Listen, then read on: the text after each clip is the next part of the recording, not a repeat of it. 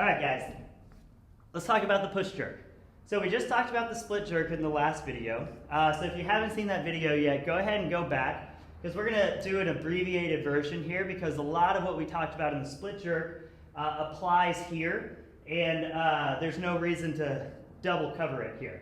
So the main difference in the push jerk and the split jerk is in the split jerk, I jump the bar up, I push under into a split position. Really, the only difference here is I'm going to jump the bar up, and now I'm going to push under into a partial squat position. We call it a push jerk. It's also called a power jerk.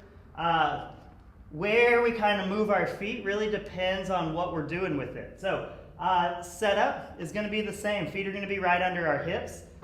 Belly button drawn in, butt tight, Kegel, twist your feet, rib cage down, stand tall. Shoulders back, just like a push-up. Prioritizing that rack position. We're going to drive the bar off of our rack position with our hips, so that's mimicking the jumping motion.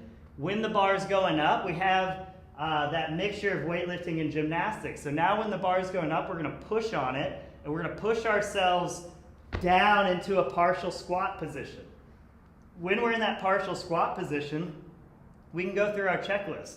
Belly button drawn in, Kegel, twisting your feet on the floor, trying to squeeze your butt cheeks, rib cage down, standing tall, shoulders look like they would in a push-up, and then we would stand up with it. So really, our check-in points here are our start position, our dip, our drive up, and then when we push, that overhead position, and then there. If we're hitting all of those pieces, you can pause at any one of them or all of them and check in on our posture, our squat, or push-up, and a jump, and determine for yourself if you're doing all of the necessary things to really keep your body stable. So, setup for it, same as the split jerk. I'm gonna have my hands just outside my shoulders. The wider is better for mobility with the shoulder and upper back. Narrower is going to be a little stronger if you have the mobility. All of it, we're going to want that shoulder back, creating the rotation. Our hand's going to end up being just outside of our shoulder a little bit. So I'm going to take my stance. I get set up the same way. I draw in, Kegel, butt cheeks tight, twist my feet on the floor, shoulders back, twist my pinkies into the bar. I'm going to walk up, get that bar over my collarbone, drive my elbows up. So the priority is the bar sitting on my front rack position. Drive it up with my hips. Push under, catch it, stand up with it.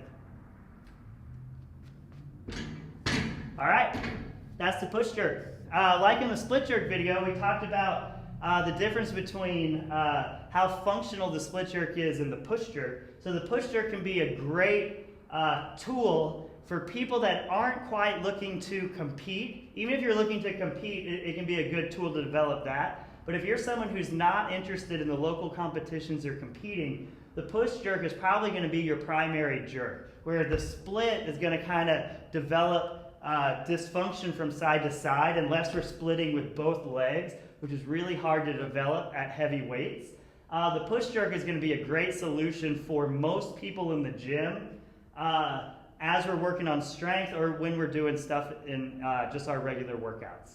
All right, enjoy.